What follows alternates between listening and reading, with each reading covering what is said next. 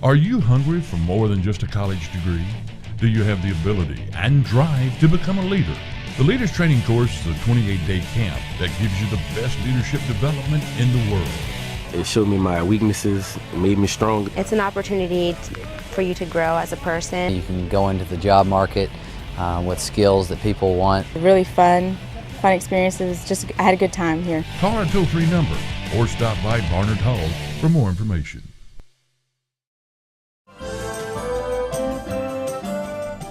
Hi, I'm Sue Turner, Executive Director of Angel Ranch. Abused children in our community need your help now. You can make a donation by writing a check and mailing it to Angel Ranch, P.O. Box 120, Oxford, Mississippi 38655, or you can make an online donation with a credit card at www.angelranch.org. We usually focus on high school sports here on Overtime, but this week we're going to take a little break. Jason Palermo talked us into a trip to the roller derby in Memphis, and we're glad he did.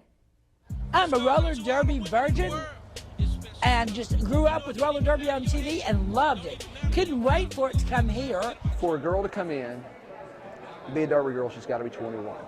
Roller derby started in the 50s, 60s, 70s.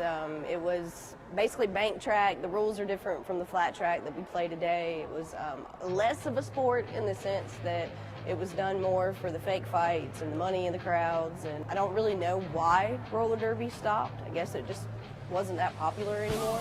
But it began again about 3-4 years ago. There was a group of girls out of Texas, I believe, that started doing it all over again. Some girls in Texas, in Austin, started a revival, and from there, here we are. So they changed the rules, made it a little bit harder in the sense that, like, bank track, you could grab a girl and throw her to the ground. Flat track, we can't do that, you know. So makes it more of a sports in that sense. So they got together and said, let's make, you know, this National League of Flat Track Roller Derby Association, you know. So Memphis decided to try and join in 2006, 2 years ago. And we started out in Collierville, which was away from Memphis, and we had to get back to Memphis, but we're back in Memphis now. The sport itself, you have 5 players from each team on the track at one time. The 2 players up front wear a striped sock over their helmet. They're called pivots.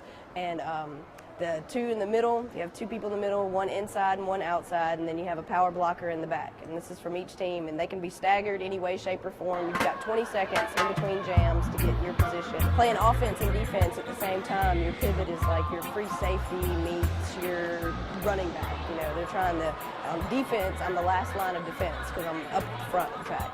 And on offense, I am trying to help my jammer through.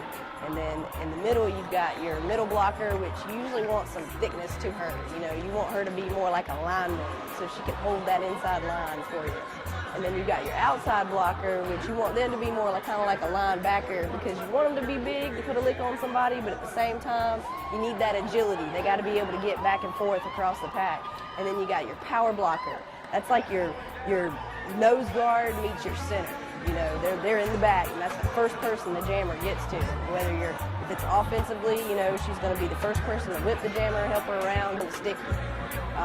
And then 20 feet back from the pack, you have the 2 jammers. They wear stars on their helmets. They are your quarterback, running back, the only offensive player all the time.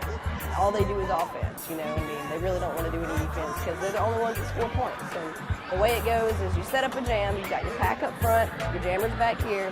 They blow one whistle, the pack starts moving. 20 seconds later, they blow another whistle, the jammers start moving. Well, the first time through the pack, if the jammer gets through and she's the first one through and she doesn't foul anybody by like elbowing them or stepping out of bounds, she's called lead jammer. The advantage to that is the jams go for 2 minutes. The lead jammer can call it off early. If for some reason she falls and thinks the other team's about to outscore her, she can call it off. So they go through the pack the first time just to establish who's lead jammer. I think it's really cool that there is a legitimate extreme sport that has just taken a surge. And given the fact that it's women, it makes it even better. A lot of the women out there skating, professional women, degreed women, women school teachers, attorneys, a lot of nurses, a lot of professional people are involved in this. I'm a school teacher and I needed something to do. Little did I know that it would consume my life.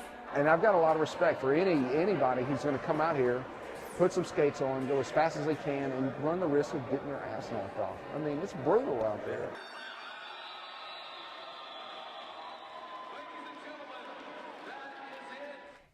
Thanks for joining us again on Overtime. If you missed any of this show, it repeats several times throughout the week on Channel 99.